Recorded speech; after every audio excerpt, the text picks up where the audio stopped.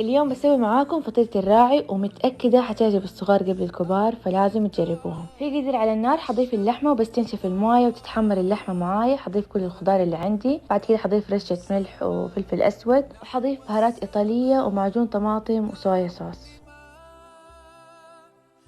وحنضيف مرقة خضار أو مرقة لحمة المتوفر عندنا وبنخليها تتسبك على النار. هنا عندي البطاطس المسلوقة، أضفت عليها الزبدة وحليب دافي وجبنة برمجان، وفي صينية تدخل الفرن أضفت اللحمة والبطاطس وسويت السطح بالطريقة هذه. هنا عندي بالشوكة سويت هذه الحركة جمالية. آخر حاجة على الوجه بضيف جبنة برمجان وشيدر، وحخبزها من فوق لما تتحمر معايا. وحستخدم قلاية وفرن هوم إليك من قصر الأواني، سعته 18 لتر وعليه ضمان 3 سنوات. صراحة من أكثر الأجهزة اللي ما صرت أقدر أستغني عنها، خصوصا حاليا بوصفات رمضان بتساعدنا مرة كتير.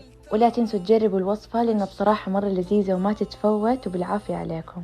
والقلب سما نحو السماء.